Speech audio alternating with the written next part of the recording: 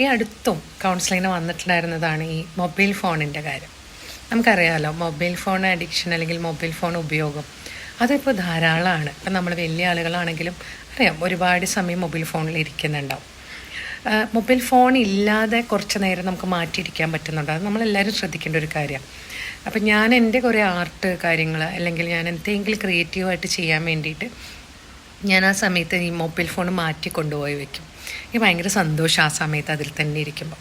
ഇപ്പം നമ്മൾ നമ്മുടെ കുട്ടികളോട് പറയുമ്പോഴും നമ്മൾ എന്താ ആലോചിക്കുന്നത് വെച്ചാൽ, നമ്മൾ അവരോട് വേണ്ട വേണ്ട എന്ന് പറയുമ്പോൾ നമ്മൾ നമ്മുടെ വീട്ടിൽ ഫോണിലാണ് 24 മണിക്കൂറെങ്കിൽ അവർ കാണുന്നത് എന്താ, നമ്മളത് ഉപയോഗിക്കണം. അപ്പം നമ്മൾ വേണ്ട എന്ന് പറയുമ്പോഴും അത് ബുദ്ധിമുട്ടാണ്. നമ്മൾ അവരോടുകൂടി സംസാരിക്കാനും എല്ലാറ്റിനും സമയം കണ്ടെത്തണം. പലപ്പോഴും നമുക്ക് മാത്രം ഇത് ബാധകമല്ല, അവർക്ക് മാത്രം ബാധകമാണ് എന്ന മട്ടിലാണ് ചെയ്യാറ്.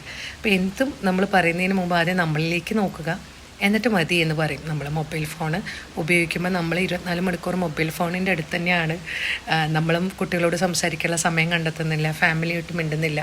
ഈ ഫോണിൽ തന്നെയാണ് ഇരിക്കണമെങ്കിൽ കുട്ടികളോട് നമുക്ക് എങ്ങനെ പറയാൻ പറ്റും ഇത് ഉപയോഗിക്കേണ്ട, ഇതെന്താ വേണ്ട, അങ്ങനെയൊക്കെ പറയാം? അപ്പോൾ പറ്റില്ല. അപ്പോൾ നിങ്ങൾ കുട്ടികളോട് ഉപയോഗിക്കേണ്ടതെന്ന് പറഞ്ഞ സമയത്ത് നിങ്ങളും ഫോൺ മാറ്റി വയ്ക്കാൻ നിങ്ങൾക്ക് പറ്റണം.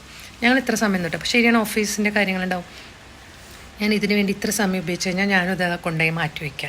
അപ്പോൾ കുട്ടികൾ ഒരു അമ്മയോ അച്ഛനോ ചെയ്യുന്നുണ്ടല്ലോ, അപ്പോൾ അവർക്ക് ആ ഒരു ഇത് കിട്ടും. അല്ലാത്തൊരു സമയത്ത് അതൊരു വേറൊരു റിസൾട്ടാണ് കിട്ടുക. അത് നിങ്ങൾ മനസ്സിലാക്കുമ്പോൾ നിങ്ങൾക്ക് ഈ ചോദ്യങ്ങൾ തിരിച്ച് കേട്ടിട്ടും ഉണ്ടാവും. നമ്മുടെ അടുത്ത് വരുമ്പോൾ കുട്ടികൾ പറയാറുള്ളത് ജസ്റ്റ് ഒന്ന് ഷെയർ ചെയ്തു മാത്രം.